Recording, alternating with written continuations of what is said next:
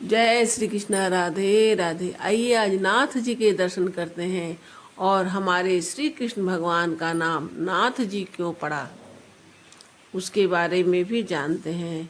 सभी भक्तजन कहते हैं कि जब भगवान श्री कृष्ण अवतार लिए थे तो उन्होंने बचपन में 8 साल की उम्र में ही गोवर्धन पर्वत उठाया था। यह कथा हम लोग देखते हैं, सुनते हैं और अपने अंदर भक्ति जगाते हैं। उस समय भगवान की आयु 8 वर्ष की थी और वो अपना हाथ ऊपर उठा रखे थे। गोवर्धन पर्वत उठाए थे तो उनके हाथ ऊपर ही थे। समय पार हो जाने पर, भक्ति ज़्यादा बढ़ जाने पर भगवान श्री कृष्ण अपने भक्तों के घर स्वयं आते हैं। यह कथा सच करने के लिए भगवान गोवर्धन पर्वत से स्वयं इस रूप में 8 वर्ष के उम्र के बच्चे के रूप में अपने हाथ ऊपर किए हुए जिस तरह पहाड़ उठाए थे उसी रूप में प्रकट हो गए। भक्त लोग भगवान को देखकर अवाक रह गए। फिर उन्होंने श्री जगन्नाथ जी को नाथ जी का नाम दिया और फिर वे राजस्थान के नाथ द्वारे महल में ले आए। यह बहुत ही बड़ा महल है। उसमें भगवान जी को बैठाए और उन्हें नाथ जी कहा जाता है। नाथ जी छोटे बच्चे के स्वरूप में हैं और इनका बहुत ही अच्छी से ध्यान रखा जाता है। सेवा पूजा अर्चना होती है।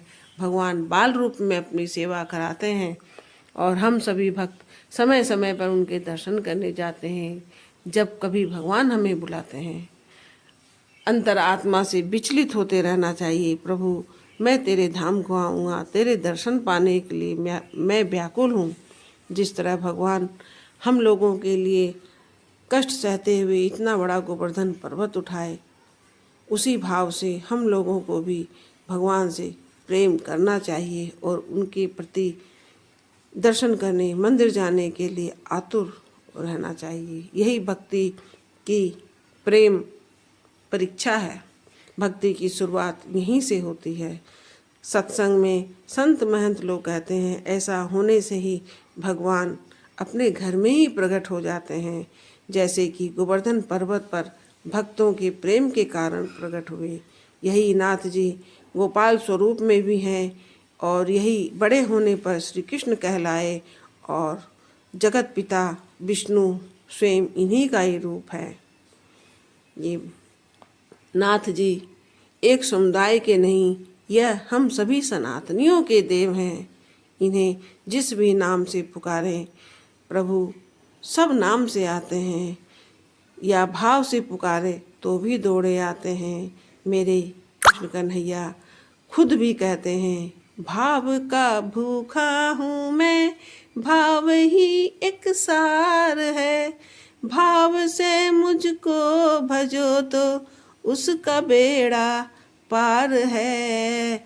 इसीलिए अपने सबों को श्री नाथ जी की भक्ति भी अपने प्रिय कृष्ण के स्वरूप में ही करनी चाहिए और नाथ जी का जय जयकार करना चाहिए।